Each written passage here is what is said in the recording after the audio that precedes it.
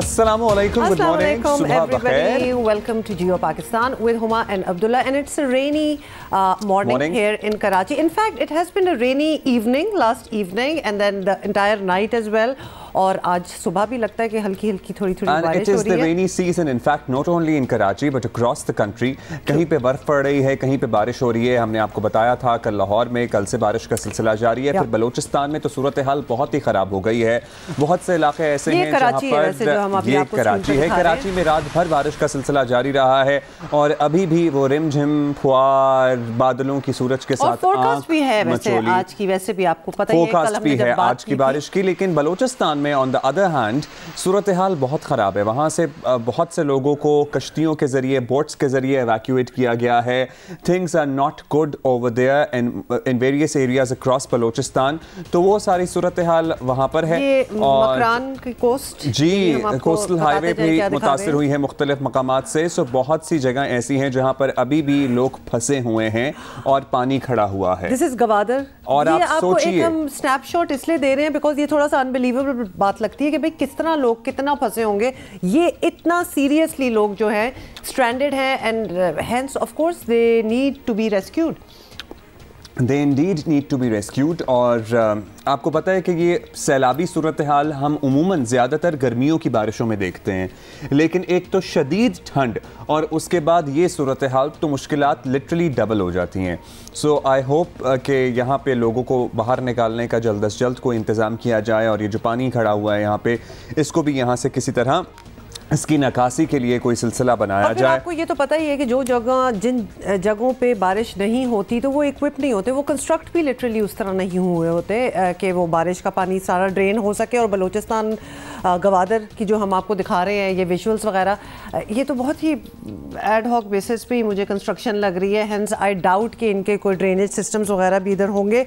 But yes, rescue operations were underway. अच्छा जी, एक और बात जो हम आपसे करना चाहते हैं बिफोर द टॉप स्टोरीज। आपको पता ही है हम बहुत से लोगों को यहाँ तो कन्विंस करने की कोशिश करते हैं और कर रहे हैं और होपफुली कामयाब भी हो रहे हैं कि भाई वैक्सीन लगवा लें, हमारा वाहिद हथियार है बचाव का। लेकिन दुनिया में बड़े बड़े लोग ऐसे हैं जो कि एंटी वैक्स हैं और यहाँ पे डिस्कस करने का मकसद किसी भी तौर इनकरेज करना नहीं है, लेकिन हम वैसे ही एक बताना चाहते हैं कि ऑस्ट्रेलियन ग्रैंड स्लैम जो है वो ऑलरेडी कंट्रोवर्सी का शिकार हो गया है, क्योंकि नोवाक जोकोविच the superstar of the world, कौन इनसे वाकिफ नहीं है, ये एंटी वैक्स हैं और ये कहते हैं जी मैंने वैक्सीन नहीं लगवाई। वैसे मैं एक बात बताऊं, ये अब्दुल्ला ने जब सुबह बताया तो मैं थोड़ी सी मैं तो इनका जितना फैन था ना उससे कम हो गया। मैं बहुत बड़ी फैन थी एंड ऑल्सो मतलब एक कुछ जो लोग जरा पढ़े लिखे आप अज्यूम करते हैं और जिन्होंने दुनिया देख ली हो, थोड़े से वर्ल्डली हो, वो तो स्टडी करके समझ ही गए होंगे ना वैक्सीनेशन कितनी इंपॉर्टेंट है, और वो डिसाइड करें कि जी हमने नहीं करना और उसके बाद एक वो सिंबल बन जाए। आई थिंक ऑस्ट्रेलिया को वैसे उनको नहीं आने देना चाहिए था, क्योंकि ऑस्ट्रेलिया इटसेल्फ इतना स्ट्रिक्ट है अबाउट देयर। हुआ क्या, ऑस्ट्रेलिया ने उनको लैंड करने की एग्जाम्पशन दी है मेलबर्न में for the Australian grand slam. अब लोग वहां पे फट पड़े क्योंकि लोग कह रहे हैं जी हमारे अपने मर रहे थे और आपने हमें ना मुल्क से जाने दिया ना वापस आने दिया, और चूंकि ये सेलिब्रिटी हैं, चूंकि ये सुपरस्टार हैं, इनको आप एग्जाम्पशन दे रहे हैं। हाँ, तो दिस इज मतलब ये तो बहुत रीजंस पे गलत बात हो गई है। बट मैं तो इसी बात पे हूँ कि बड़े बड़े नाम जो हैं they are still not understanding and realising कि ये कितना इंपॉर्टेंट है। But coming back to the baarish and the mausam and everything, please कुछ और विजुअल्स मैं ज़रूर आप लोगों को चाहती हूँ कि आप देखें और एंजॉय करें। दीज विजुअल्स आर फ्रॉम मरी। और आपको पता है कि बर्फबारी एंड दिस इज मतलब ये कभी कभार this is out of a Netflix series. Absolute, यही पे कहने लगी थी, एक मूवी का सीन लगता है। ये अनरियल खूबसूरती वो होती है ना कि जिसको लगता है हाथ लगाओ तो ये खत्म हो जाएगी। बस जरा ट्रैफिक भी कम हो जाए ना तो फिर और ज्यादा। कहाँ ट्रैफिक नजर आ रही है आपको, मतलब इतनी तो गाड़ियां आपको पता है मरी में मुताद्दिद मकामात पे लंबी लंबी कतारें थी, रोड सड़कों पर फिसलन थी। मरी वाले माइंड नहीं करते नंबर वन, और जो जा रहे होते हैं उनको पता होता है कि हम फंसने वाले हैं ट्रैफिक में, they are okay with it. इसीलिए आपने अभी तक बर्फ नहीं देखी अब्दुल्ला, क्योंकि यू कैन मैं फंसना नहीं चाहता इस तरह मुख्तलिफ मकामात पे बर्फ में स्ट्रैंडेड। एक दफा अब्दुल्ला देख लिया हो? जी देख लिया, तसल्ली हो गई, आज का कोटा पूरा हुआ। ये मुझे रोज बर्फ दिखाती हैं कि देखिए, क्योंकि अब्दुल्ला ने कभी बर्फ नहीं देखी ना, I can't get over it. वैसे तो इट्स ओके, मतलब कोई इतनी बिग डील नहीं। अगर आप लोगों ने भी किसी ने नहीं देखी दैट्स फाइन, आप टीवी मूवी वगैरह में देख सकते हैं।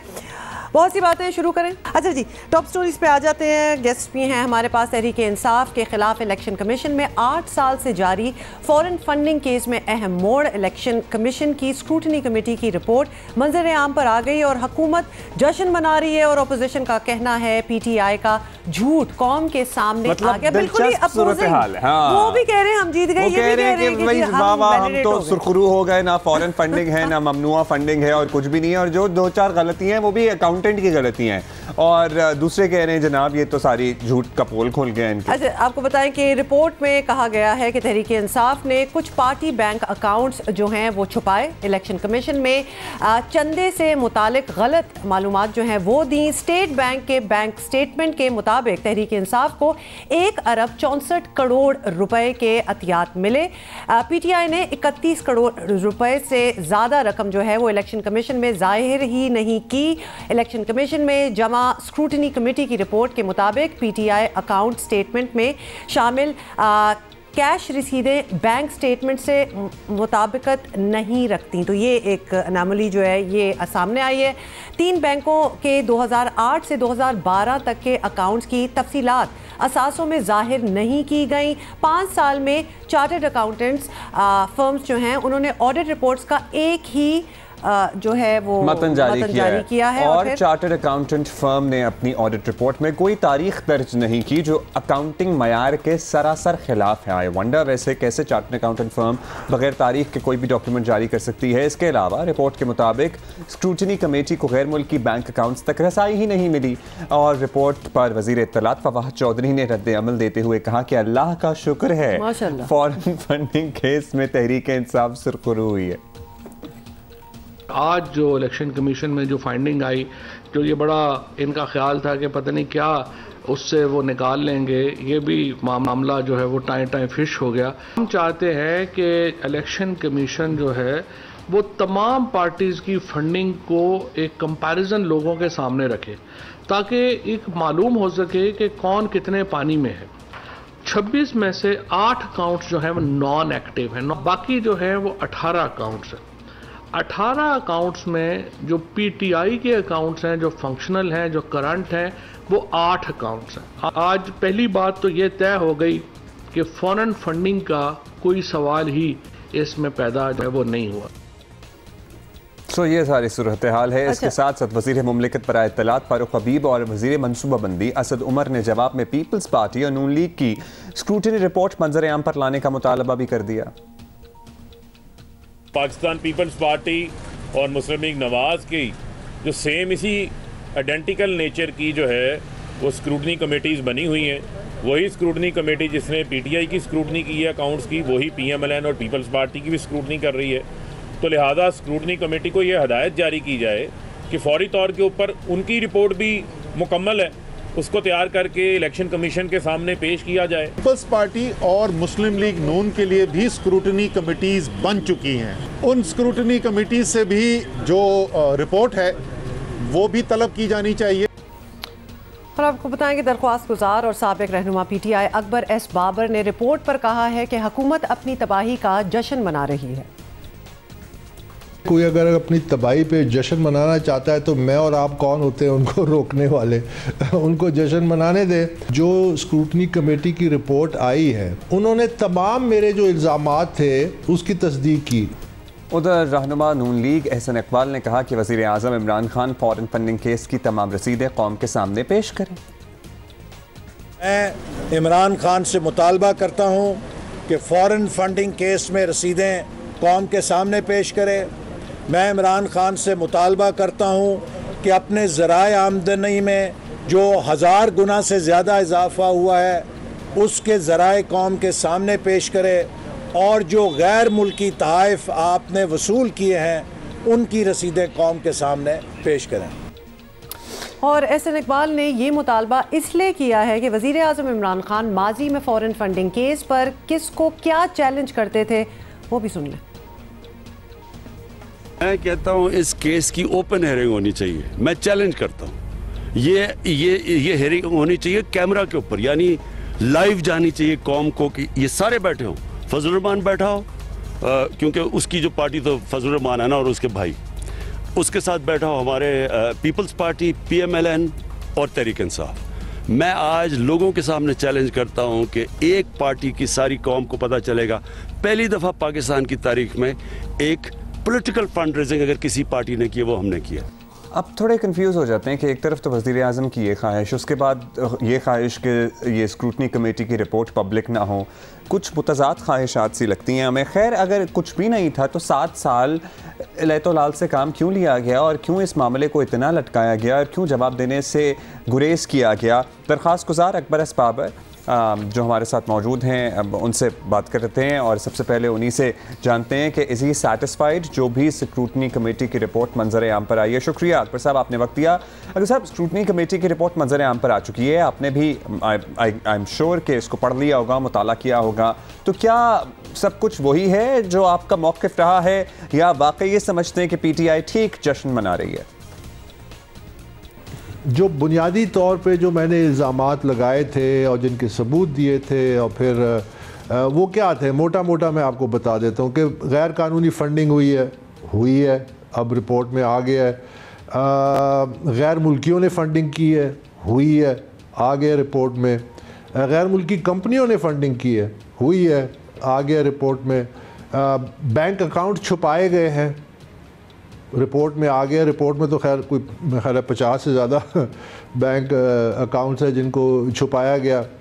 अच्छा, इसके अलावा ये बात भी सामने आ गई है कि कमेटी जो थी, जो मैं बार बार कहता था कि ये मजबूर है, ये इनके हाथ पांव बंधे हुए हैं, उन्होंने ख़ुद अपनी रिपोर्ट में लिख दिया कि अकाउंट्स की निशानदेही की जो हमने की थी मुख्तलिफ़ मुल्कों में, कनाडा में, न्यूजीलैंड में वगैरह वगैरह से, जहाँ से पैसे आए और जो अमेरिका से बहुत पैसे आए और जगहों से जो पैसे आए, उसकी वो कहते हैं जी हमारे पास कोई तफसीलात नहीं है इन अकाउंट्स के, हमारे पास कोई स्टेटमेंट्स नहीं है। जो कि मैं बार बार निशानदेही करता था कि PTI जो है वो अपने अकाउंट्स सामने नहीं ला रही।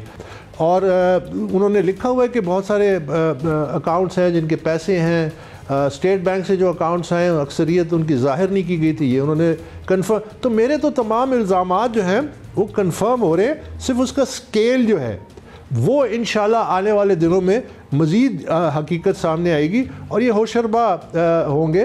तो इस लिहाज से अल्लाह ने मुझे सुरखरू किया, जिसका मैं शुक्रगुजार। अच्छा अकबर बाबर साहब, ऑब्वियसली बड़ी अहम बातें सामने आई हैं, बहुत कुछ आप भी बता रहे हैं। 2 टोक बताया गया है कि तहरीक इंसाफ ने फंडिंग छुपाई, तो इस सूरत में पार्टी की सज़ा जो है वो क्या होनी चाहिए? आप तो ऑब्वियसली ख़ुद तहरीक इंसाफ के फाउंडिंग मेंबर्स में से हैं, आप ख़ुद भी ऐसा ही चाहते हैं कि पार्टी को कुछ ना कुछ या बहुत सख्त सज़ा मिलनी चाहिए? जी यकीनन मैं समझता हूँ कि सियासी जमातें जो हैं वो नर्सरी होती है लीडरशिप की। लीडरशिप जो सामने आती है, आनी चाहिए, वो सियासी जमातों से आनी चाहिए।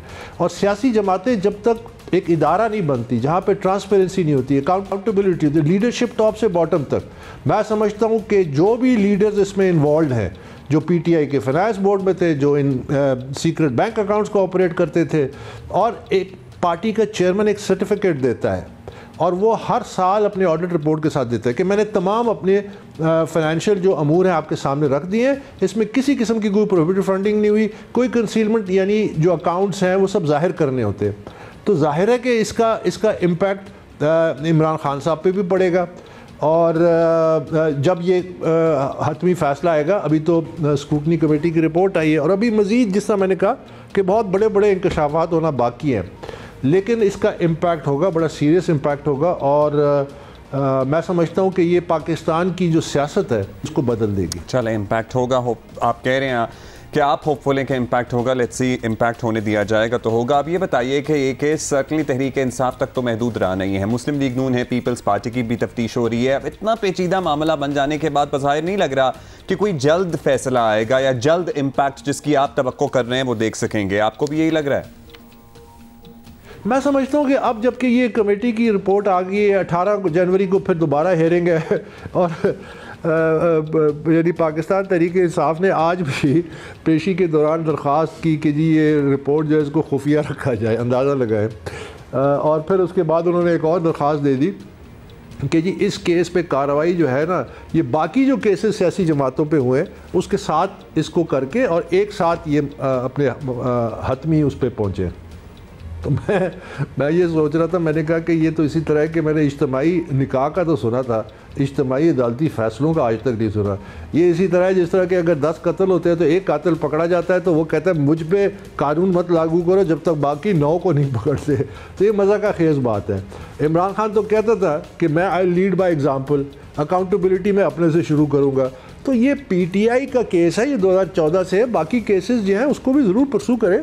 2017 में हुए हैं और उसका अपना एक फैक्ट्स होंगे, उसकी अपनी एक रियलिटीज़ होंगी। तो हर केस एक दूसरे के साथ मुंसलिक तो नहीं हो सकता, तो सबका होना चाहिए। लेकिन ये है कि इस केस को अब वक्त आ गया है। आप कह रहे हैं कि इस केस का वक्त आ गया क्योंकि ज़ाहिर है बड़ा तवालत भी इख्तियार कर गया है मामला। बहुत शुक्रिया अकबर एस बाबर। अच्छा अकबर एस बाबर PTI के हम बहुत बार बात करते रहे हैं, लेकिन आज बड़े आप विंडिकेटेड भी फील कर रहे थे और लग रहा था कि रिलैक्स्ड और कॉन्फिडेंट क्योंकि अच्छा कल मैं फारूक हबीब साहब को भी सुन रहा था, वो कहते हैं कि गैर मुल्की फंडिंग तो साबित ही नहीं हुई। अकबर एस बाबर साहब जो दरखास्त गुजार हैं वो कहते हैं गैर मुल्की फंडिंग भी साबित हुई है और ममनुआ फंडिंग भी इस रिपोर्ट पर बताई गई है। वैसे अगर कुछ नहीं साबित हुआ था तो फिर ये दरखास्त क्यों थी कि ये रिपोर्ट पब्लिक नहीं होनी चाहिए? वो तो हो गई पब्लिक अल्टीमेटली, लेकिन ये दरखास्त क्यों थी फिर? और वैसे भी वो कहते हैं ना जब दिल साफ हो तो फिर क्या कुछ छुपाने की क्या जरूरत है? ये दरखास्त क्यों थी कि रिपोर्ट पब्लिक नहीं होनी चाहिए? तो इसी सवाल को लेकर हम चलते हैं। PTI के रहनुमा सदाकत अली अब्बासी साहब हमारे साथ मौजूद हैं। शुक्रिया अब्बासी साहब, अगर इस रिपोर्ट में ऐसा कुछ खास नहीं था जैसे कि आप कह रहे हैं, अब सभी कह रहे हैं आपके रहनुमा, तो क्यों फिर पाकिस्तान तहरीक इंसाफ मुखालिफ थी कि रिपोर्ट पब्लिक की जाए और उस पर एक्शन तभी हो जब तमाम सियासी जमातों की रिपोर्ट्स आ जाएं और सबका मामला एक साथ निपटाया जाए? जब इसमें कुछ छुपाने वाली बात नहीं थी तो क्यों इसरार था कि इसको छुपा कर रखा जाए? देखें, पब्लिक हमारी एक पॉलिटिकल पार्टी है और हमारा अपना एक आर्ट है। दो एक कंपनी होती है, वो कंपनी अपना कभी बिजनेस सीक्रेट किसी दूसरी कंपनी को तो नहीं बताती, लेकिन अगर टैक्स अथॉरिटीज़ कहें तो बता देते हैं। हमारा ये जो चीज़ है, हमें जो इलेक्शन कमीशन जब मांगेगा हम देंगे। अपनी मुखालिफ पार्टियों को हम अपना गुर क्यों बताएं? हमारा ये एडवांटेज है, हम इसको रखेंगे। और हमने 40,000 लोगों का डाटा हमारे पास है और अपने जो डोनर्स हैं उनका डाटा हमारे अपने दूसरी पॉलिटिकल पार्टी से छुपाना हमारा ये एक लिहाज से हमारा पॉलिटिकल राइट है। इलेक्शन से पहले की रिपोर्ट आपने कहा क्यों है, तो उसका कहने का मकसद ये है कि आज की रिपोर्ट होती तो हम उसको इन्फ्लुएंस कर सकते थे। ये हमारे पावर में आने से पहले की रिपोर्ट है और हमें इस रिपोर्ट का जवाब देने में कोई एतराज़ नहीं है, क्योंकि हम समझते हैं कि हम वाहिद पार्टी हैं जो एक ऑर्गेनाइज तरीके से पूरी दुनिया से अपने मेंबर्स के ज़रिए छोटी छोटी रकमें इकट्ठी करके हमने पॉलिटिकल पार्टी बनाई और पाकिस्तान में हमने ये कल्चर मुतारिफ कराया। वरना यहाँ सेठों की फंडिंग होती थी और सेठ ही बाद में ऑब्लाइज होते थे। अच्छा ये भी बताइएगा अब्बासी साहब के फंडिंग केस में तहरीक इंसाफ पर आपके अपने ही पुराने मेंबर्स ने जो भी इल्ज़ामात लगाए थे, जो स्क्रूटिनी कमेटी की रिपोर्ट में ऐसे ही सामने आ गए हैं। तो ये छोटी मोटी रकम तो है नहीं कि अकाउंटेंट की गलती कह दी जाए और उस पर डाल दिया जाए, ये हो नहीं सकता। तो अब इस पर कोई एक्शन हुआ तो इसे आप कबूल करेंगे? बिकॉज अब तो बातें सारी सामने खुल गई हैं। देखिए, सवाल के 3 पहलू है। तो पुराने मेंबर, तो पुराना मेंबर वो होता है जो पार्टी के अंदर हो।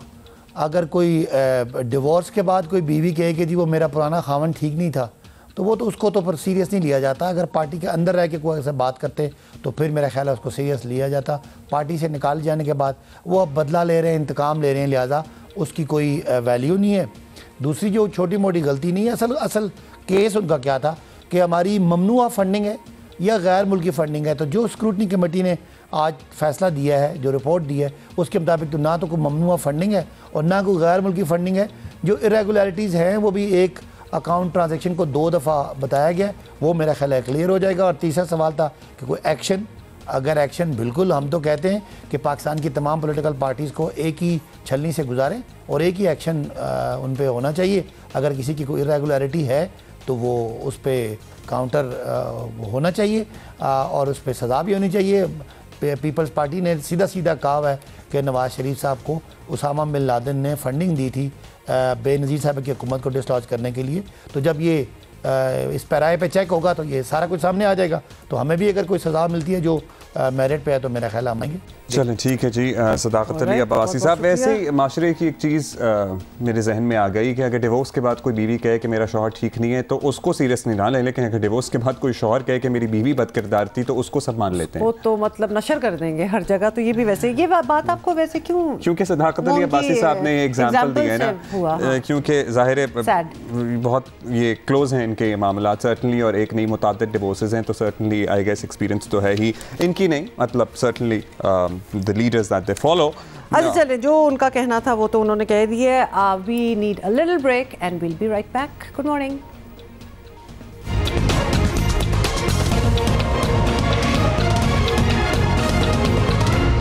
अच्छा जी, आपको पता है कि मुख्तलिफ बैंक्स जो हैं वो डिजिटल बैंकिंग की सहूलियात फराहम करते हैं। वैसे बहुत टाइम लग जाता है बाज़ लोगों को डिजिटल बैंकिंग के फ़वाइद समझाने में, बताने में, उनको इक्विप करने में। ये मेरी तरफ की है। आपको कितना अरसा लग गया, मुझे कितने महीनों बाद आप अपने डिजिटल बैंक अकाउंट तक एक्सेस हासिल कर सकते हैं? हाँ, बट इस बात को काफ़ी साल हो चुके हैं, मतलब 2-3 नहीं, ये 1 साल ही हुआ होगा maximum. Take your words back, we are on live TV. गलत बात है, लेकिन इसमें नहीं है कोई मसला। अगर आप भी रिलक्टेंट हैं या आपको लगता है, वैसे तो आप ये कहते हैं नहीं मुझे समझ नहीं आती, ये आपको लगता है कि आपको समझ में नहीं आती बात, कि बहुत आसान चीज़ें हैं, लेकिन पाकिस्तान में अब इसके साथ एक कदम आगे भी बढ़ाया जा रहा है। पाकिस्तान में डिजिटल बैंकिंग के नए दौर का आगाज़ होने जा रहा है, और किस तरह से स्टेट बैंक ने डिजिटल बैंकों की लाइसेंसिंग और रेगुलेटरी का फ्रेमवर्क जारी कर दिया है, और आम बैंकों से ये इस तरह मुख्तलिफ होगा कि सारिफीन को बैंकिंग खदमात हासिल करने के लिए बैंक ब्रांच जाना ही नहीं पड़ेगा। Like right now we are using a bank service, जहाँ हमारी ब्रांच भी है, जहाँ सब कुछ है, और हमारा एक डिजिटल प्लेटफॉर्म भी है, और हम उस डिजिटल प्लेटफॉर्म के ज़रिए ही, एक डिजिटल ऐप के ज़रिए ही ज़्यादातर ट्रांजैक्शंस करते हैं, लेकिन सर्टनली कभी बैंक भी जाना पड़ता है। लेकिन ये वो कॉन्सेप्ट है जब कोई अल्टीमेटली इन बैंकों की कोई physical existence except from the head office होगी नहीं, ये बैंक होगा ही डिजिटल बैंक। अच्छा, ये तो बात ऐसी है कि हमें ज़रा सीखनी पड़ेगी, क्योंकि इसमें अकाउंट खोलने समेत तमाम सहूलतें जो है सब कुछ ऑनलाइन होगा। लिटरली आप अपना अकाउंट भी ऑनलाइन ही खोल रहे हैं, तो ये सब कुछ होना किस तरह है। और साथ साथ आपको पता है कि ऑनलाइन की जब बात होती है तो जहाँ पॉजिटिव्स होते हैं वहाँ स्कैम्स की भी बातें होना स्टार्ट हो जाती हैं, और ज़्यादातर लोग जो नहीं यूज़ करते उनको खौफ ज़रा स्कैम का भी होता है। There you go. तो हम बात कर लेते हैं जी doctor Inayat Hussain, deputy governor state bank of Pakistan, इन्होंने हमें ज्वाइन किया है। सबसे पहले तो इनसे पूछ लेते हैं, डॉक्टर साहब thank you so much for being with us. ये अब हम इंट्रोड्यूस कर रहे हैं पाकिस्तान में, ऑब्वियसली डिजिटल बैंकिंग इटसेल्फ की अगर बात करें तो कुछ अरसे से पाकिस्तान में हो रही है। What is different about it this time? बहुत बहुत शुक्रिया आप लोगों का मुझे यहाँ बुलाने का और ये अपॉर्चुनिटी देने का, कि मैं ये जो भी हमने फ्रेमवर्क इशू किया है उसके जो सेलिएंट फीचर्स हैं और उसके जो फ़वाइद हैं वो आप तक और आपके रेफरेंस से आपके नाज़रीन तक पहुंचा सकूं। आपने बिल्कुल दुरुस्त फरमाया, अभी भी जो पाकिस्तान में कन्वेंशनल बैंक्स हैं वो और इस्लामिक बैंक्स बोथ, वो डिजिटल बैंकिंग सर्विसेज ऑफ़र कर रहे हैं। जैसे आपके पास ATMs कार्ड हैं, आपके पास क्रेडिट कार्ड्स हैं, बहुत सारे बैंकों ने फ़ोन बैंकिंग की सहूलत भी दी हुई है। फिर उनके इंटरनेट बैंकिंग पोर्टल हैं जहाँ से आप सारी सर्विसेज यूज़ कर सकते हैं। इन डिजिटल सर्विसेज में और जो डिजिटल बैंक है उसमें जो मेन फ़र्क है वो ये होगा कि जैसे मैं आपकी बात सुन रहा था और आपने दुरुस्त फरमाया कि एक डिजिटल बैंक के कस्टमर अपना अकाउंट बग़ैर बैंक में जाए जो है वो ओपन कर सकेंगे, और उसके बाद वो सारी सर्विसेज जो है वो घर बैठे उसको इस्तेमाल कर सकेंगे, जिसके लिए उनको अभी बैंक ब्रांच में जाना पड़ता है।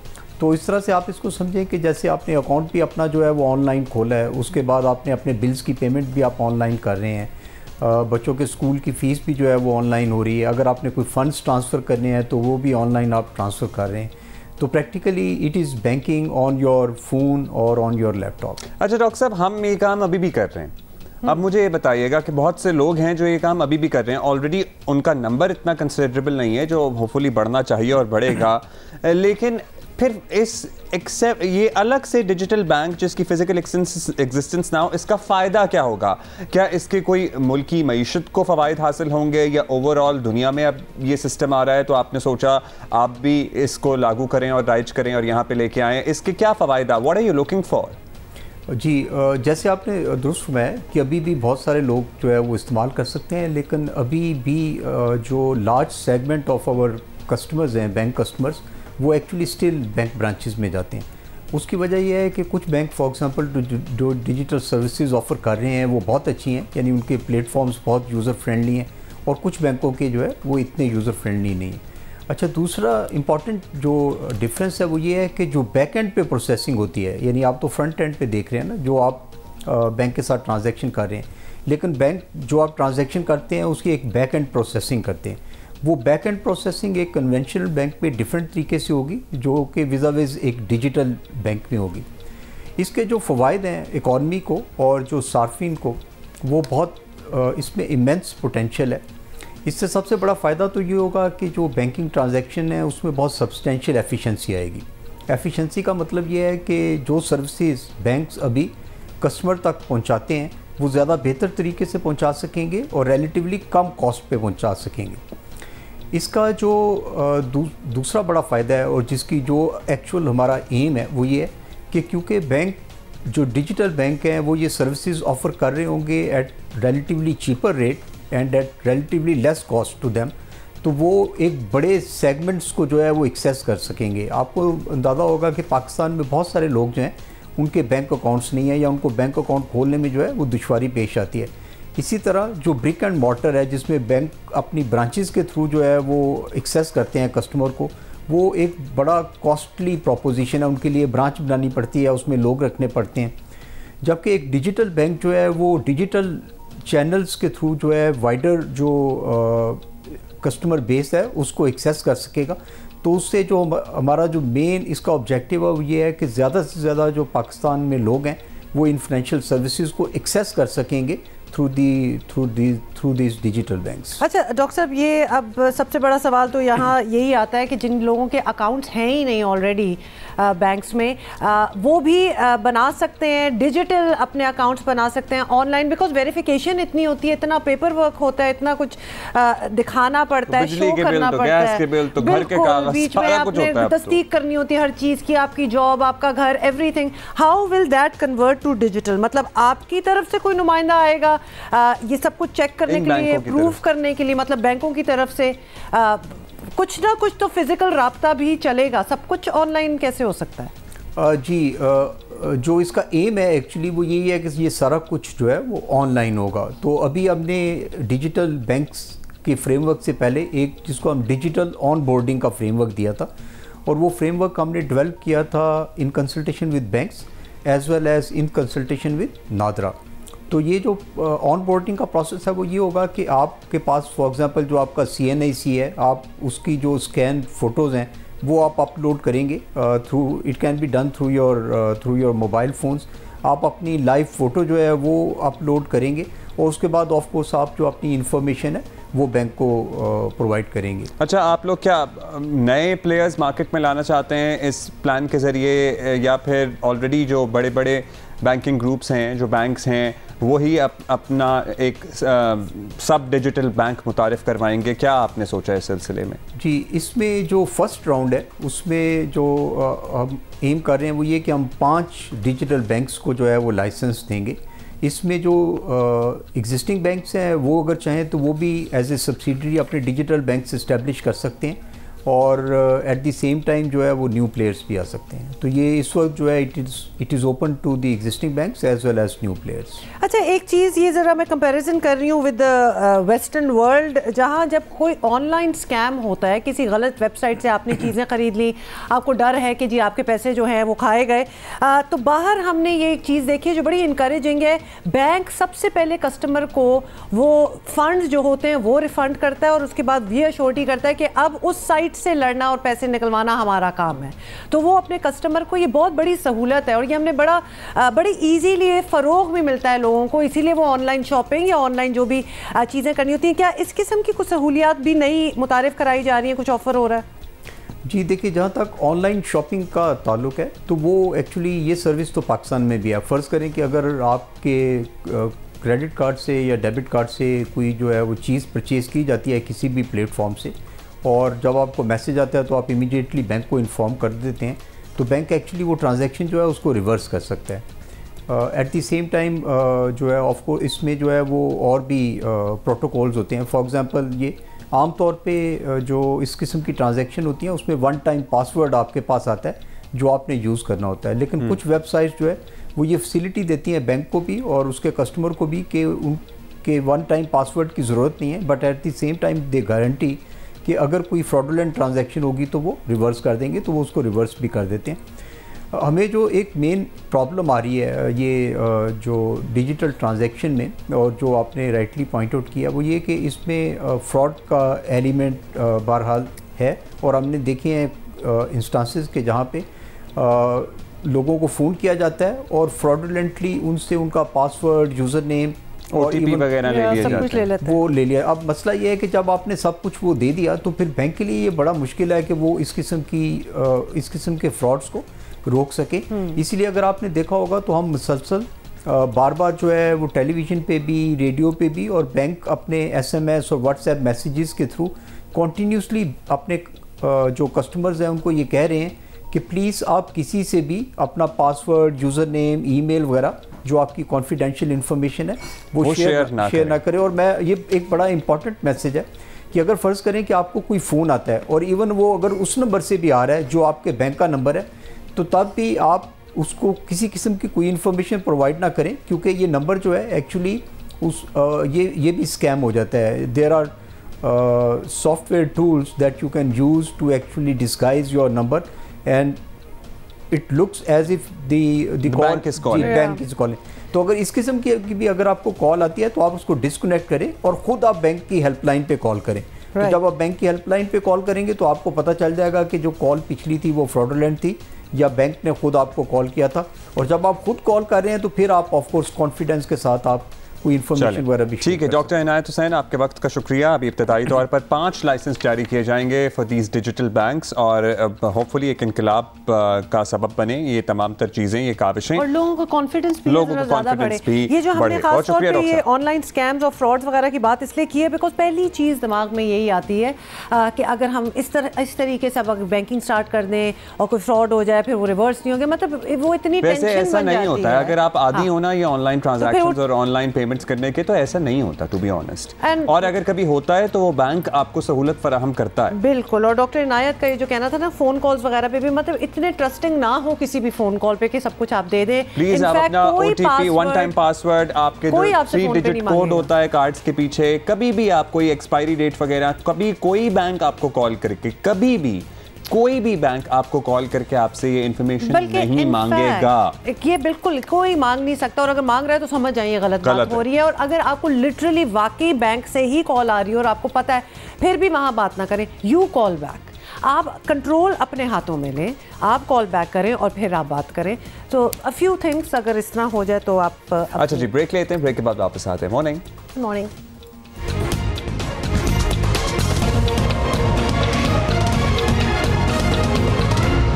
वेलकम बैक जी। हमने आपको पहले बता दिया था, वार्न कर दिया था, वार्न कर रहे हैं कि 5वीं wave of corona virus is very much here, और नंबर्स भी इसी की निशानदही कर रहे हैं। और नंबर्स हम आपको बता देते हैं कि गुज़श्ता 24 घंटों में 5 अफराद का इंतकाल हुआ है और कोरोना के मजीद 898 केसेस जो हैं वो रिपोर्ट हुए हैं इन 24 और पॉजिटिविटी रेट भी वो ऊपर ही चला जा रहा है, 1.8 हो चुके हैं। और आपको रोज़ का, अगर आप if you are a keen viewer of our show you would know कि हम आपको रोज़ बताते हैं, और ये डेफिनेटली एवरी डे 0.0 मतलब ये ऊपर ही जाता है। अच्छा, ये ज़रा ख़तरनाक बात ही मैं कहूँगी, बिकॉज एंटी वैक्स वाली तो हम बात कर ही रहे थे, एक जो वैक्सीनेट नहीं कराना चाह रहे, it's all over the world, बड़ी पूरी दुनिया में ऐसे लोग ज़रूर हैं। अमेरिका में ओवर द वीकेंड जो टेस्टिंग हुई है, एक इस पूरे न्यू ईयर वीकेंड का एक मजमुआ जो है उन्होंने बताया, क्योंकि डिलेज भी हो रहे थे, it was a very busy weekend, more than 1 million people got infected. Can you imagine? More than 1 million people in US got infected in this New Year weekend. Weekend पे तो हुए, लेकिन अगर गुज़श्ता 24 घंटों की बात कर लें तो 5,68,000 केसेस सामने आए हैं।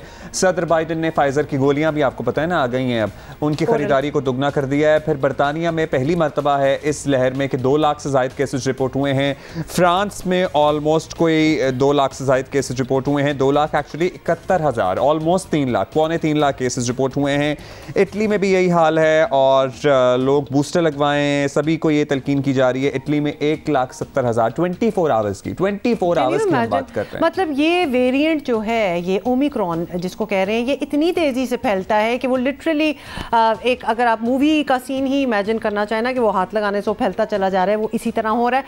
अब इसमें डरने की इसलिए बात नहीं है कि इट्स नॉट एज इफ़ कि ये कुछ ज़्यादा ख़तरनाक चीज़ बन के आई है। ख़तरनाक उतना ही है जितना कोविड है, प्री एग्जिस्टिंग अगर आपकी कंडीशंस हों, if you are older in age, और ख़ासतौर पे आपको पता है फिर मेडिकल इश्यूज़ और होना स्टार्ट हो जाते हैं तो फिर ख़तरनाक बन सकता है। लेकिन इंशाल्लाह बहुत से लोग इससे बेहतर भी हो जाते हैं। अगर आप वैक्सीनेटेड हैं फिर तो आपको डरने की इतनी ज़रूरत नहीं है, तो लिहाजा please go and get yourself vaccinated. एक और सूबा पंजाब की वज़ीर सेहत हैं और बड़ी मोहतरम है हमारे लिए डॉक्टर यास्मीन राशिद साहिबा। एक तो वो कैंसर से लड़ रही हैं, I hope she has recovered, और वो भी कोरोना पॉजिटिव हो गई हैं बाय द वे। कल उनका जो है वो कोरोना टेस्ट पॉजिटिव आया है और उसके बाद इजलास में तमाम जो अफराद शरीक थे उनके भी टेस्ट किए जा रहे हैं। 2 दिन पहले तो वो हमारे 2-3 दिन पहले वो उन्होंने अपने आप को क्वारंटीन कर लिया है। एंड हमें यकीन है इंशाल्लाह कि सारे लोग जो अफेक्ट हो रहे हैं ये ठीक हो जाएंगे। लेकिन एट द सेम टाइम मुल्क में मजमूई तौर पर 652 अफराद की हालत नाजुक है, वो ICU पे हैं और बस ये है कि खुदा न खास्ता उनको वेंटिलेटर की ज़रूरत ना पड़े। और ये ज़्यादातर वो लोग हैं जिन्होंने अपने आप को वैक्सीन नहीं लगवाई हुई तो है। प्लीज़ अपने आप को वैक्सीनेट करवा लें। उसके बाद अगर आपको कोविड अल्लाह ना करे हो भी जाता है, you have a better chance of survival. अपने आप को बेहतर ऑड्स दें, प्लीज़ वैक्सीनेट करवाएं।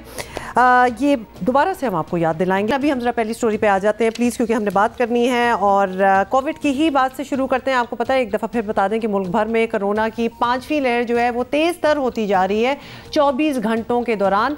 हमने आपको बताया 898 ऑलमोस्ट 900 जो केसेस हैं वो नए सामने आए हैं कोविड के। 1.80 पॉजिटिविटी रेट है। ओमिक्रॉन वेरिएंट के नए केसेस की तादाद में भी अचानक तेज़ी से इजाफा होने लगा है और सबसे ज़्यादा केसेस सॉरी टू से कराची में रिपोर्ट हो रहे हैं, जहां ओमिक्रॉन के 101 नए केसेस सामने आ गए हैं। और ये शरह जो है वो ज़रा कुछ बढ़ती चली जा रही है कि सिर्फ एक दिन में 6% से बढ़कर 9% के करीब पहुंच गए हैं। Abdullah, imagine the numbers. लेकिन वैक्सीनेशन की शरह सबसे कम है, ये बड़ी सैड बात है। तो जहां केसेस ऊपर जा रहे हैं, वैक्सीनेशन जो है वो उस तरह से नहीं हो रही है। अब कराची में मुआविन खुसूसी बराए सेहत डॉक्टर फैसल सुल्तान ने भी वबा के तेज़ी से फैलाव की वजह ओमिक्रॉन को ही करार दिया था। आपको ज़रा सुनवा देते हैं। ये क्लियर है कि ओमिक्रॉन की वजह से ये वेव ड्राइव हो रही है और इसमें जहां हम 6 हफ्ते यानी मिड नवंबर से लेके अभी चंद दिन पहले तक, एंड ऑफ दिसंबर तक, हम 1% से वाज़े तौर पे नीचे थे। सारे मुल्क की जो पॉजिटिविटी थी वो राइज होना शुरू हुई है। एक्सपेक्टेड वेव हमारी वीक 1 या वीक 2 ऑफ जनवरी थी, तो वो तकरीबन उसी पे अनफॉर्चुनेटली नंबर्स बढ़ रहे हैं। मुई तौर पे मुल्क के नंबर्स भी बढ़े हैं। हम 1% से बिल्कुल नीचे थे, अब कोई 1.5% की रेंज में, आज 1.4 के करीब। तो ये बिल्कुल हम समझते हैं कि इसमें कंट्रीब्यूशन ज़्यादातर ओमिक्रॉन। अच्छा, साथ ही आपको बता दें खैबर पख्तूनख्वा और बलोचिस्तान में कोरोना के मुस्बत केसेस की शरह फ़िलहाल कम है। लेकिन अब ये कम क्यों है ये भी आपको बता दें। दोनों सूबों में टेस्टिंग की तादाद जो है वो भी इंतहाई कम है। नेचुरली जब टेस्टिंग कम होगी तो फिर आपको सही जो एक एक्यूरेट रिकॉर्ड है वो भी आपके सामने नहीं आ सकेगा। खैबर पख्तूनख्वा में रोज़ाना 8 से 10 हज़ार कोरोना टेस्ट जो हैं वो किए जा रहे हैं। बलोचिस्तान में ये तादाद सिर्फ सैकड़ों तक ही महदूद है, लेकिन यहाँ टेस्ट भी कम हो रहे हैं। नई लहर से निपटना है तो शहरियों को मुहतात और सब हुकूमतों को तैयार रहना होगा। और प्लीज़ अगर टेस्टिंग भी ज़्यादा हो जाए और अगर आपको खुद भी फील हो जाए कि आपको ये सिम्टम्स हैं, अब तक तो सारों को सिम्टम्स भी पता हैं, तो जाके आप अपना टेस्ट करवा लें। अच्छा जी, हम मुख्तलिफ सूबों की सूरत हाल मालूम करेंगे। कराची इस वक्त हब बना हुआ है ओमिक्रॉन का। हमारे साथ मौजूद होंगे सबसे पहले हम बात करेंगे अजरा फजल पेचो साहिबा से, जो वज़ीर सेहत सिंध हैं, और बैरिस्टर सैफ भी हमारे साथ मौजूद हैं और उनसे हम मालूम करेंगे खैबर पख्तूनख्वा के बैरिस्टर सैफ के हवाले से बता दें, मामून बराए इत्तलात और ताल्लुकात हैं। बैरिस्टर सैफ हमारे साथ हैं, तो उनसे भी हम ज़रा खैबर पख्तूनख्वा की सूरत हाल मालूम करेंगे। सबसे पहले चलें बैरिस्टर साहब से पूछते हैं। बैरिस्टर साहब, अब बताइएगा आपके क्या सूरत हाल है? मुल्क भर में कोरोना केसेस में इजाफा हो रहा है, खैबर पख्तूनख्वा में आपके पास क्या फिगर्स आ रहे हैं? देखिए, खैबर पख्तूनख्वा में तो मैं समझता हूँ कि अल्लाह के करम से सिचुएशन बाकी मुल्क की स्टेटिस्टिक्स के मुकाबले में बहुत बेहतर है। हमारे तकरीबन अगर फिगर्स मैं आपको दूं तो तकरीबन कोई 500 और 600 के दरमियान जो है वो एवरेज पर डे का वो चल रहा है जो एक्टिव केसेस हैं। और इस तरह से अगर आप देखें तो हमारा नंबर ओवरऑल बहुत कम है। अगर स्टेटिस्टिक्स मज़ीद आप चाहें तो इसमें मसलन तकरीबन 1,81,537 हमारे टोटल कोरोना के केसेस हमारे पास रिकॉर्ड में हैं, जिनमें से कोई 5,900 के करीब जो हैं वो अमवात हुई हैं और बाकी जो हैं तकरीबन 1,75,009 जो हैं ये रिकवर हुए। तो अब जहाँ तक हमारे कोरोना की प्रिवेंशन का ताल्लुक है, उसको भी अगर देखें तो डेली बुनियादों पे टेस्ट हो रहे हैं। तकरीबन हमारे कोई 9,000 पर डे के हिसाब से जो है वो टेस्ट हो रहे हैं और ये इस्तेदाद जो है हमारे पास इसे कैपेसिटी ज़्यादा है। हमने ये भी किया है कि कुछ अर्सा पहले तक तकरीबन 12,000 पर डे के हिसाब से हम करते रहे हैं टेस्ट।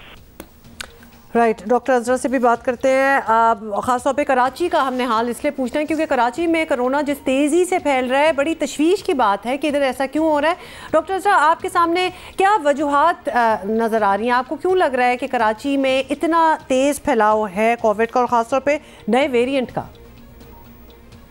देखिए, एक तो बिकॉज एक इंटरनेशनल एयरपोर्ट है हमारे पास और ये ओमिक्रॉन ऑब्वियसली इम्पोर्टेड होता है। Every virus that comes in is imported, वो वहाँ से बाहर से जब आता है, हालांकि हम जो है एयरपोर्ट पे जो है रैपिड एंटीजन टेस्ट हो रहा है, लेकिन क्योंकि वो रैपिड एंटीजन टेस्ट तो पॉजिटिविटी शो करता है और हम उनको आइसोलेट भी करते हैं लोगों को जो पॉजिटिव आते हैं, लेकिन कुछ लोग जो है उसके बाद भी उनका 2-3 दिन बाद उनकी पॉजिटिविटी होती है, क्योंकि उन्हें इन्फेक्शन अगर रास्ते में हुआ होता है तो 2-3 दिन बाद पॉजिटिविटी आती है। तो बहुत सारे लोग, आजकल शादियों का मौसम है, आपको पता है कि हर जगह पे शादियां हो रही हैं, तो ये जो है लोग हैं, ये शादियों की जब बहुत लोग एक साथ मिलते हैं तो ऑब्वियसली फिर कम्युनिटी स्प्रेड होता है, ये जो इम्पोर्टेंट जो होता है वायरस का। तो ओमिक्रॉन जो है वैसे भी इसकी इन्फेक्टिविटी बहुत ज्यादा है, इस वजह से। और कराची की क्योंकि गुंजान आबादी है, बहुत सारे लोग यहाँ रहते हैं, लार्जेस्ट सिटी और सबसे बड़ा शहर है पूरे पाकिस्तान में आबादी के लिहाज से, तो इस वजह से यहाँ स्प्रेड ज्यादा हो रहा है। तो डॉक्टर साहिबा, आप इससे अगला सवाल करेंगे कि क्या आपको लगता है कि खुदा न खास्ता पिछले साल जैसी सूरत हाल तो नहीं पैदा हो जाएगी जिस पे बड़े स्ट्रिंजेंट मेजर्स लेना पड़े, कि पाबंदियां हैं, टाइमिंग की चीज़ें हैं, स्कूल्स की बंदिशें हैं, सो जिस तेज़ी से ये फैल रहा है क्या फिर उस हिसाब से रिस्ट्रिक्शंस भी लगानी पड़ेंगी? Have you given it a thought? जी नहीं, क्योंकि ये जो वायरस है इसकी इन्फेक्टिविटी यानी फैलाव जो है बहुत ज्यादा है, लेकिन इसका जो है इसकी विरुलेंस जो है यानी उसका जो सख्ती है जो है वो बहुत कम है। तो इस वजह से हमारे हॉस्पिटल से इतना प्रेशर नहीं मिलेगा, लेकिन क्योंकि हमारे पास अभी भी डेल्टा वायरस मौजूद है, तो डेल्टा वायरस है जो जिसकी वजह से अस्पताल में प्रेशर बढ़ सकता है तो इन्फेक्शन। तो इस ओमिक्रॉन की वजह से बीमारी होगी, लोगों को होगी और बहुत सारे लोगों को होगी और बहुत सारी पॉजिटिविटी हमारी बढ़ेगी, लेकिन होपफुली हम सोच देख रहे हैं कि शायद इसकी वजह से अस्पताल में जो प्रेशर है वो कम हो नहीं होगा।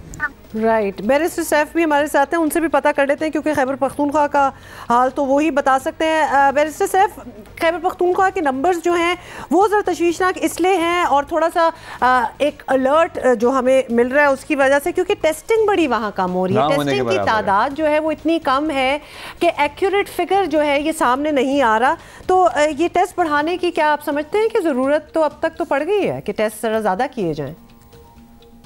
जी देखें, चूंकि कोरोना की जो तादाद है ये घटती बढ़ती रही है। कुछ अर्सा पहले बहुत ज़्यादा इन्फेक्शंस हो रहे थे और बहुत ज़्यादा इसका वायरस तेज़ी से फैल रहा था, तो उस वक्त टेस्ट की जो रेट था वो भी बहुत ज़्यादा हाई था और हमने बड़ी तादाद में लोगों को टेस्ट करते रहे।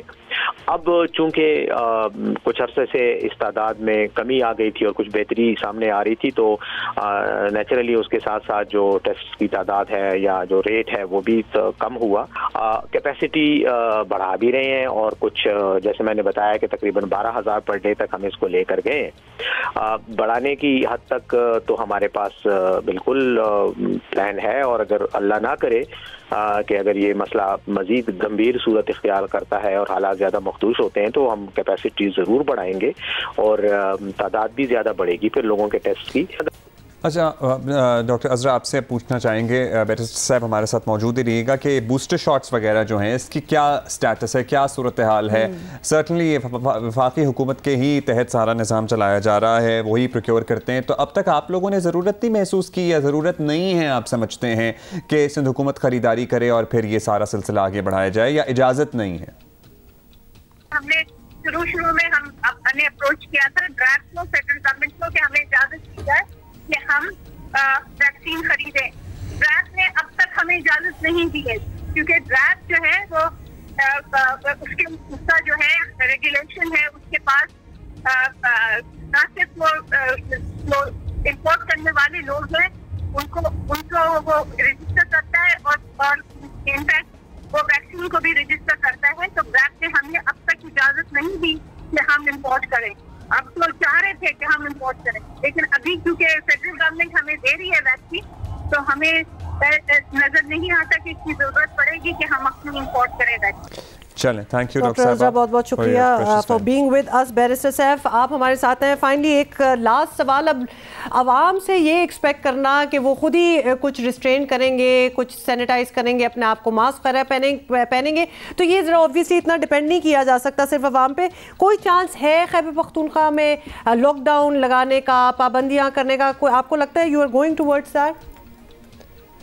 अगर खतरा बढ़ता है तो फिर जो भी मुमकिना इक़दामात होंगे जिनमें एहतियाती तदाबीरों को जो है वो करना, इन्फोर्स करना, मास्क का इस्तेमाल लाजमी करार देना और बाकी जो पब्लिक मकामात पे लोगों का इकट्ठ या जो हुजूम है उसको अवॉइड करना, इस तरह के तमाम जितनी भी प्रिकॉशंस हैं, तदाबीर हैं, उनको बरूए कार लाया जाएगा।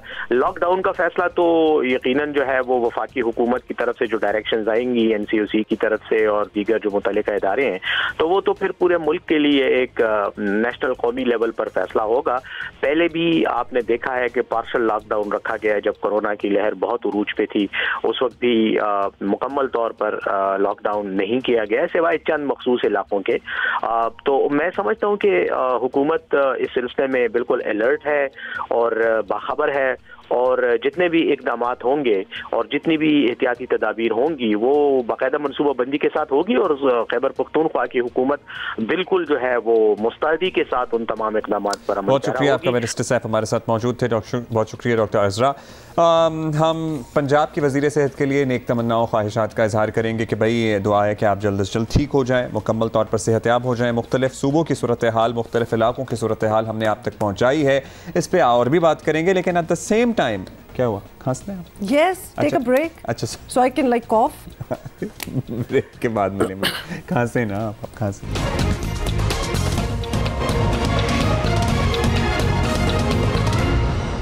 Welcome back. और कुछ मौसम का हाल एक दफ़ा फिर ज़रा हम पता करवाना चाहते हैं, because we are a little concerned with the बारिश। हम जितना एंजॉय करते हैं ना, हमें थोड़ा सा ज़्यादा हो जाए बारिश तो डर लगना स्टार्ट हो जाता है कि अब ये किधर पहुंच रही है। तो सरदार सरफराज साहब हमारे साथ हैं। बलूचिस्तान में अनएक्सपेक्टेड, बहुत ज़्यादा अनएक्सपेक्टेड है या एक्सपेक्टेड है, बहुत ज़्यादा रेन हुई है। सरदार सरफराज जी बिल्कुल, ये हमारे साथ हैं। सरदार सरफराज साहब, ये बारिश का सिलसिला अगर कराची से हम बात स्टार्ट करें तो ये कब तक चलेगा? बिकॉज कल तो पूरी शाम, पूरी रात और आज सुबह भी हम थोड़ा बहुत देख रहे हैं कि बारिश हो रही थी। कब तक ये सिलसिला जो है ये जारी रहेगा? और फिर हम बलूचिस्तान पे आएंगे। जी बहुत शुक्रिया जी। ये जुम्मे की सुबह तक है सिलसिला, लेकिन आज दिन भर कोई ऐसी ख़ास तेज़ बारिश नहीं है। तेज़ स्पेल जो गुज़श्ता रात हो चुका है, जो इस पूरे स्पेल का समझ लें कि सबसे हेवीएस्ट कह लें दौरानिया था वो तकरीबन गुजर चुका है। और आज दिन में तो वही हल्की फुल्की बूंदाबांदी या कहीं किसी किसी जगह पे लाइट रेन हो सकती है। और आज के पूरा दिन और कल का दिन भी, कल इवनिंग से फिर इम्कान ज़्यादा है दोबारा से मतलब इसको मॉइस्चर सप्लाई मिलेगी और अरेबियन सी से पिक करके, तो फिर कल इवनिंग या कल नाइट में इसी तरह से मॉडरेट और किसी किसी जगह पर थोड़े हैवी शावर्स हो सकते हैं, जैसे कि गुज़श्ता रात रहा। सरदार साहब, बलूचिस्तान में तो बहुत ही बुरी हालत है। अब मुख्तलिफ लोगों को मुख्तलिफ इलाकों से एवैक्यूएट करना पड़ा है on boats and everything. So Makran coastal highway भी मुतासर हुई है। क्या वहाँ पे आप लोगों ने अलर्ट जारी किया हुआ था, सारी तैयारी थी, या एक्सपेक्टेड है, या बड़े अरसे बाद इस तरह बारिश हुई है विंटर्स में? जी खासे अरसे बाद हुई है। आप कह सकते हैं कि जनवरी की अगर हम उनकी एवरेज फिगर की बात करें जो औसत होती है बारिश, तो वही जितने कोस्टल सिटीज़ हैं उसमें जिवानी, पसनी, गवादर और मारा, जहाँ पर हमारी चारों जगह पर ऑब्जर्वेटरीज हैं, तो 22 मिलीमीटर 25 मिलीमीटर 20 इस रेंज में ही होती है जो पूरे जनवरी की एक एवरेज फिगर है। लेकिन ये बहुत कह लें आपके अरसे बाद एक बहुत गैर मामूली हुई बारिश। इससे कुछ ज़्यादा हो चुकी है पहले, यानी 1991 में पसनी में इससे ज़्यादा हो चुकी है, 131 मिलीमीटर हुई थी। लेकिन वो पूरे औसतगी थी, यानी हेवीएस्ट 24 आवर की। अच्छा, एक आदतन आजकल हम ऑब्वियसली एक वेदर ऐप खोल के हर जगह देख रहे होते हैं, तो लगता है पूरे मुल्क में ही बारिशें हो रही हैं। ज़रा लाहौर का, पंजाब का हाल बताएं, क्योंकि वहाँ भी कोई नॉन स्टॉप बारिश चल रही है। कब तक चलेगी ये? देखिए ये जो स्पेल था ना, ये एक्चुअली इसने वही बलूचिस्तान से ईरान के रास्ते बलूचिस्तान में इंटर हुआ 3 तारीख से। 3 से पहले भी इक्का दुक्का स्कैटर्ड सी होती रही इक्का दुक्का जगहों पे, लेकिन इसकी जो बाकायदा भरपूर एंट्री थी वो समझ लें 3 जुलाई से 3 जनवरी से थी। तो ये इसका इम्कान यही था कि स्वीप करता हुआ पूरे मुल्क पे से स्वीप करता हुआ फिर आगे शुमाल मशरक या मशरक की जानिब जाएगा। तो अभी वहाँ नॉर्थ में भी खासी बारिश हुई है, अगर आपने फिगर्स देखी हो तो मतलब वाइड स्प्रेड हुई है पूरे पंजाब में भी। बहुत ज़्यादा हैवी तो नहीं हुई है पंजाब में, केपी के कुछ इलाकों में और कश्मीर के इलाकों में वहाँ पर हैवी रेन हुई है, और इसी तरह बलूचिस्तान में हैवी हुई है। तो वहाँ पर यानी बाकी मुल्क में सिंध पे से और कराची पे से तो ये जुम्मे की सुबह या सुबह तक ज़्यादा से ज़्यादा, या ईस्टर्न सिंध में आप कह लेंगे जुम्मे की सर गंदम की बुआई का मौसम है, तो उस पर क्या असरअंदाज, किस तरह से असरअंदाज हो रही हैं ये बारिशें? जी बहुत अच्छे असरात होंगे इसके गंदम की फसल पर। इसमें अमूमन मैंने आपको बताया ना कि जुलाई में इतनी जनवरी में इतनी बारिश नहीं होती अमूमन जितनी कि इस स्पेल में पड़ जाएगी, और इसके साथ साथ अच्छी स्नोफॉल भी होगी पहाड़ों के ऊपर। तो उसको जो आपकी जो पानी के ज़खायर का मसला होता है वो भी इंशाल्लाह उसमें भी बेहतरी आएगी, और गंदम की फसल के लिए और जो दूसरी रबी की फसलें होती हैं उन सब के लिए बहुत मुफीद साबित होगी। चलें, थैंक यू जी। सरदार सरफराज साहब हमारे साथ मौजूद थे। लेकिन बलूचिस्तान में 1991 में इतनी बारिश रिकॉर्ड की गई थी, जैसे पसनी वगैरह में बता रहे थे 21-22 मिलीमीटर होती है, अब 115 मिलीमीटर रिकॉर्ड की गई है इस दफा ये वाले जहाँ ये नौबत आ गई कि लोगों को लिटरली इवैक्यूएट करने की ज़रूरत पड़ी है, तो आप अंदाज़ा थोड़ा सा लगा ही लें। Especially the places that are not equipped for बारिश, they are not used to बारिश. Like in Karachi, sorry, the city is not even constructed. बड़े मसाइल का सामना है लोगों को। सो वहाँ की सूरत हाल का आई होप कि सूबाई हुकूमत ने नोटिस लिया हुआ होगा। फिर हमारे फ़ौज और दीगर इदारे भी वहाँ पर अपनी खदमात सर अंजाम दे रहे हैं लोगों को पर्टिकुलरली रेस्क्यू करने में। So hats off to that. अच्छा जी, ज़रा अब पॉलिटिकल बातों पे वापस आ जाते हैं, क्योंकि कुछ हमने आपको सर्विस के हवाले से बात बतानी है, और आपको बताएं कि कई अवामी सर्विस से अब तक यही जाहिर हुआ है कि पीटीआई हुकूमत की कारकर्दगी जो है वो ज़्यादा अच्छी नहीं रही। महंगाई और बेरोज़गारी में कई गुना इजाफा हुआ है। मईशत का हाल तो आपके सामने है, लेकिन इस कारकर्दगी के बावजूद अपोजिशन हुकूमत के लिए कोई ख़तरा नहीं बन सकी। अब हाल ये है कि अपोजिशन इत्तेहाद से अलग खड़ी पीपल्स पार्टी हुकूमत गिराने की तारीखें दे रही है, और चेयरमैन पीपल्स पार्टी बिलावल भुट्टो ने 27 दिसंबर को गढ़ी खुदाबख्श में क्या वादा किया था, हाँ इसे आपको दोबारा सुनाते हैं।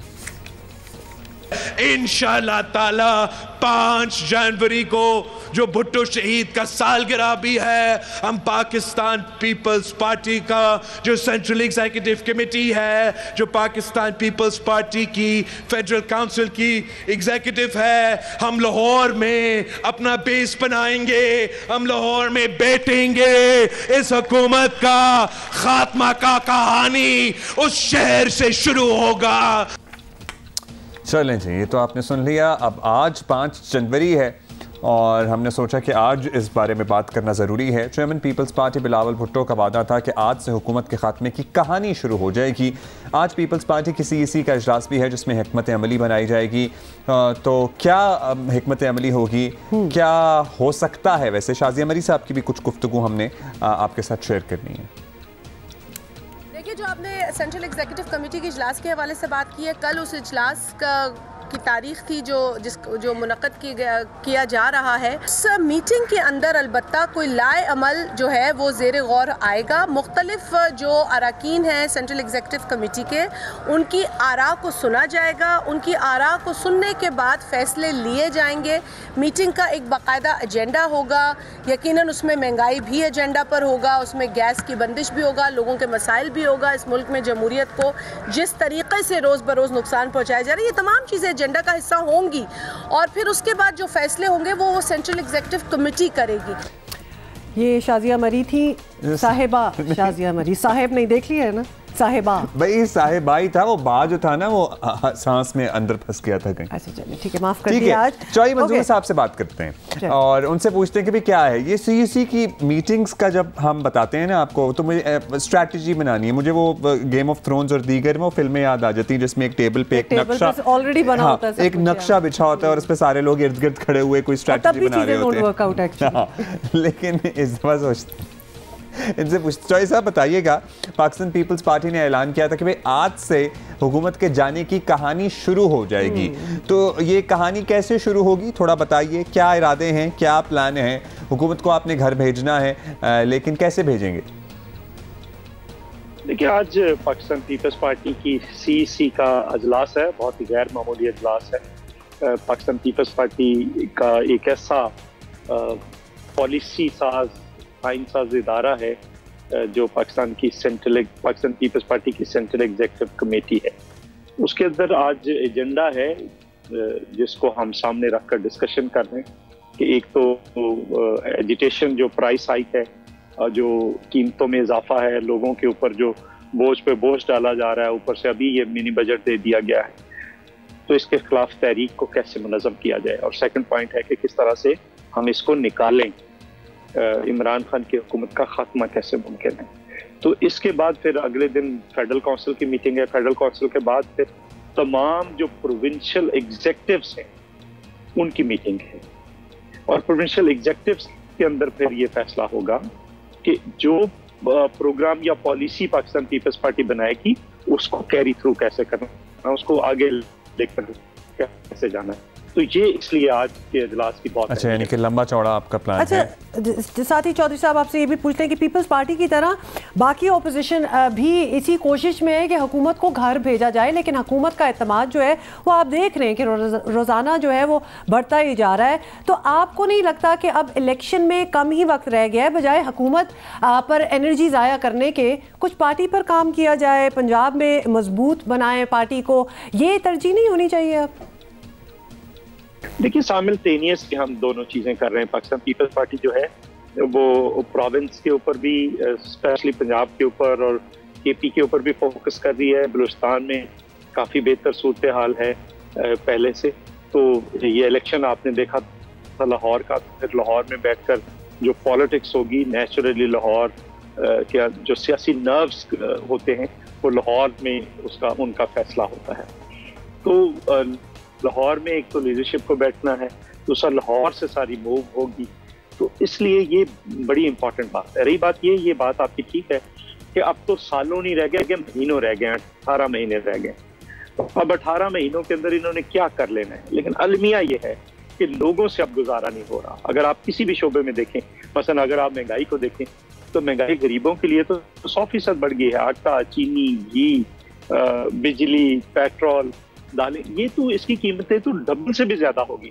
तो लोग कैसे गुजारा करें? तो इसलिए हम ये समझते हैं कि इन्होंने लोगों को बिल्कुल मजबूर कर दिया है कि इनके खिलाफ उठा जाए। इसलिए ये तहरीक का हम आगाज कर रहे हैं, लोगों के हकूक के लिए, लोगों के ऊपर जो महंगाई बेरोजगारी का बोझ डाला है उसके खिलाफ हम आवाज उठा रहे हैं। तो ऐसा लास्टली पीपल्स पार्टी अवामी एजुटेशन के साथ साथ बातचीत के दरवाजे भी हमेशा खुले रखने पर यकीन रखती है, और अब बिलावल साहब और जरदारी साहब ने पंजाब में डेरे लगाए हैं, वैसे तो काफ़ी दफ़ा इससे पहले भी लगा चुके हैं, तो मुस्लिम लीग काफ को क्या वेलकम किया जाएगा इस डेरे पर? इस सतह पर राबतों का कोई प्लान है आपका? देखिए, एक तो अपोजिशन आपस के अंदर राब्तों में है, कम से कम पार्लियामेंट की सतह पर जो भी फैसला होना है पार्लियामेंट की सतह पे होना है। बाकी हम एक अलग जमात है, हम अपना इंडिपेंडेंट प्रोग्राम कर रहे हैं, पीडीएम अपना प्रोग्राम कर रही है। पीडीएम ने 23 को कहा है, हम उससे पहले निकलने की बात कर रहे हैं। तो ये एक होगा कि हम किस तरह से चीज़ों को लेकर आगे बढ़ते हैं। एक दूसरा ये है कि चूंकि जरदारी साहब सारी जमातों के साथ, जो हुकूमत के साथ भी बैठे हैं, उनके साथ भी राब्ते में रहते हैं, तो वो बिल्कुल राब्ता भी कर सकते हैं और करेंगे भी। और फिर किस तरह से इस हुकूमत का आईनी तरीके से खात्मा किया जाता है, एक तरफ पब्लिक प्रेशर आएगा, दूसरी तरफ अंदर भी जो चीज़ें हैं उनको मैनेज किया जाएगा। और इनका जितनी जल्दी, चूंकि ये अब अजाब की तरह मुसल्लत होगी लोगों पे, और अजाब जितनी जल्दी टल जाए उतना ही बेहतर हो जाए। चलिए जी, लेट्स सी आज क्या फैसले होते हैं। बाय द वे, आज पीपल्स पार्टी के बानी जुल्फ़िकार अली भुट्टो साहब की सालगिरह भी है, और उसी सिलसिले में ये तारीख दी गई थी बिलावल भुट्टो साहब की तरफ से। सो लेट्स सी कि आज CEC के इजलास में पीपल्स पार्टी के क्या अहम डिसीजंस और क्या स्ट्रैटेजी जो है वो डेवलप की जाती है। And of course we'll keep you posted on that as well। अभी हम एक छोटी सी ब्रेक लें। So you know why? Morning।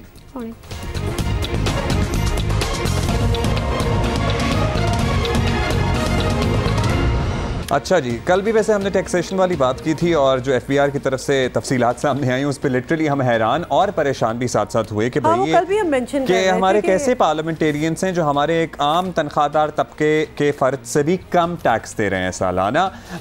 FBR ने साल 2019 के बाद दफ़े टैक्स कोशवारों पर मुश्तमिल अरकान पार्लियामेंट की टैक्स डायरेक्टरी जारी करती है।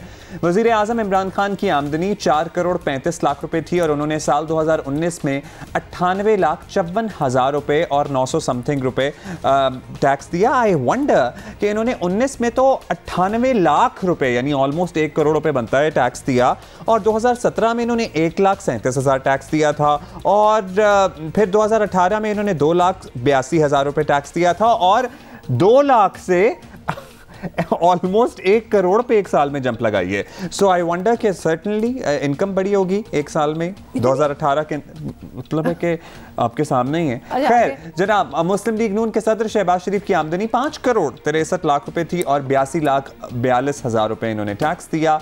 और पीपल्स पार्टी के शरीक चेयरमैन आसिफ अली जरदारी की आमदनी 28 करोड़ 26 लाख रुपए थी, उन्होंने 22 लाख और 18,000 रुपए यानी आमदनी उनकी अपैरेंटली इसके मुताबिक शहबाज शरीफ से ज़्यादा थी, लेकिन टैक्स इसमें कम है। और इस लिस्ट में तब्दीली के निशान वज़ीर आला पंजाब उस्मान बुज़दार का नाम है, जिन्होंने 9,38,000 रुपए आमदन पर सालाना सिर्फ 2,000 रुपए टैक्स दिए। नो वे।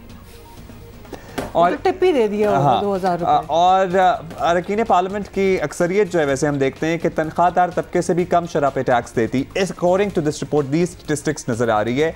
अब वज़ीर ख़जाना शौकत तरीन ने भी इस बात का एतराफ़ किया, सुनिए क्या कहा उन्होंने। ये एक और अहम कदम हुकूमत ले रही है, और ये काफ़ी सालों से ये एक ट्रेडिशन है कि पार्लियामेंटेरियंस के टैक्स जो रिटर्न्स हैं उनको छापा जाए, उनकी डायरेक्टरी छापी जाए, क्योंकि एक टैक्स कल्चर जो है वो हमने अगर बनाना है तो शुरुआत तो पार्लियामेंटेरियन से ही होनी चाहिए, बिकॉज़ हम ही कहते हैं लोगों को कि आप टैक्स दें, और जब हम ये साबित कर देंगे कि हम ना सिर्फ टैक्स देते हैं कि लेकिन ये भी है कि हम डिस्क्लोज़ करते हैं कि हम क्या टैक्स दे रहे हैं, तो उससे इस पूरे सिस्टम में ट्रांसपेरेंसी आएगी। अच्छा, बहुत ही अजीब बात है, और इसीलिए हमारे सवालिया निशानी बना हुआ है कि खुद पूरा टैक्स ना देने वाले हुक्मरान जो हैं वो आम पाकिस्तानी को टैक्स चोर करार देते हैं। मतलब इतनी बड़ी बड़ी स्टेटमेंट्स वो दे देते हैं, और फिर जब ऐसी लिस्टें निकलती हैं तो यू स्टार्ट वंडरिंग कि आप खुद क्या कर रहे हैं। सबसे बड़ा तो सवाल तो बनता है ना सारे वन टू ऑल, तो फिर आम आदमी को ना कंप्लेन किया करें। ये पूछने लगे हैं पिलडेट के सरबराह अहमद बिलाल महबूब साहब हमारे साथ हैं। अब अहमद बिलाल साहब, बहुत सी चीज़ें आप हमें समझाते हैं, ज़रा ये भी समझा दें कि पार्लियामेंटेरियंस कमिश्नर्स की टैक्स तफसीलात सामने आई हैं और ये सामने आया है कि अक्सरियत तो तनख्वाहदार तबके से भी कम शरह से टैक्स देते हैं। तो क्या पार्लियामेंटेरियंस को कोई अस्तस्ना है, कोई एग्जम्पशन है कि उन्हें टैक्स पूरा नहीं भरने की ज़रूरत, या फिर उनको या फिर ये चोरी कर रहे हैं टैक्स, या फिर वो रिकॉर्ड छुपा रहे हैं, क्या हो रहा है? नहीं, देखिए इस्तिस्ना तो कोई नहीं है, लेकिन मेरे ख्याल में इनकी ये जो टैक्स के स्टेटिस्टिक्स हैं ये पूरी तरह से मुकम्मल नहीं है। जो इनको बतौर लेजिस्लेटर के सैलरी मिलती है, मुझे शक है कि वो इसके अंदर इंक्लूडेड नहीं है, क्योंकि अगर वो इंक्लूडेड होता तो कई लोग जिनके ज़ीरो टैक्स शो हो रहे हैं या बहुत ही थोड़े टैक्स शो हो रहे हैं, मसलन उस्मान बुज़दार साहब का टैक्स 2000 रुपये शो हो रहा है, तो वो उनकी सैलरी के ऊपर अगर टैक्स कटे तो वही उससे कहीं ज़्यादा होगा।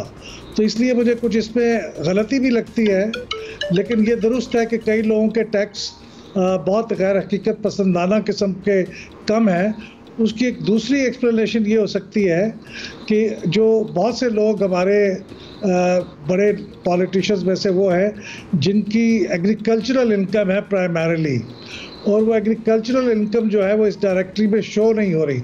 इनकम तो शो हो रही है, टैक्स शो नहीं हो रहा, क्योंकि वो टैक्स प्रोविंशियल टैक्स होता है तो वो इस डायरेक्टरी के अंदर शामिल नहीं है। तो ये भी एक वजह हो सकती है कम टैक्स शो होने की। तो आपने वजूहात अच्छी तरह हमें एक्सप्लेन कर दी, लेकिन आई वंडर कि आप कह रहे हैं कि इन्होंने क्या टैक्स रिटर्न फिर सही से नहीं फाइल किए, जो डेटा ये पूरा नहीं दे पाए हैं। अब अपनी आमदन कम बताना या टैक्स छुपाना, क्योंकि आवाम को तो बड़ी तरगीब की जाती है ना, रिटर्न फाइल करें, या फिर कुछ भी कंसील करना अब एक तरफ से झूठी है। तो क्या आप समझते हैं अहमद बिलाल साहब, क्या ये मामलात, ये चीज़ें छुपाने वाला टेक्निकली सादिक व अमीन रहेगा? क्या अब पुराने डेटा की बुनियाद पे आज उसकी रुकनियत चैलेंज की जा सकती है पार्लियामान की? अगर फ़र्ज़ करें किसी ने गलत बयानी से काम लिया है और टैक्स इवेजन की है तो यकीनन वो तो एक जुर्म है। वो अगर साबित हो जाए तो उसके नतीजे में इनकी डिस्क्वालिफिकेशन भी हो सकती है, केस भी बन सकता है, क्रिमिनल केस भी चल सकता है, वो तो उसमें कोई शक नहीं है। लेकिन इवेजन से कम तर आप अपनी कई तरीके होते हैं जिसमें आप अपने टैक्स को कम कर सकते हैं। वो तरीके आपको टैक्स कंसल्टेंट्स बताते हैं और वो कानून की हदूद के अंदर रह के होते हैं। मसलन ये कि आप अपनी जो इनकम है उसको बहुत शुक्रिया, thank you so much Ahmad Bilal Mehmood साहब, सरबराह बिल्डैट, for explaining that to us. अभी हम क्विकली आपको बताना चाहते हैं कि पाकिस्तान समेत दुनिया भर में आज कश्मीरी यौम हक के खुद इरादियत मना रहे हैं, राइट ऑफ सेल्फ डिटर्मिनेशन जो उन्हें मिलना चाहिए। आई वंडर कि कब मिलेगा। Okay, we are going to see you tomorrow. Enjoy the rain, be safe, mask up please. See you.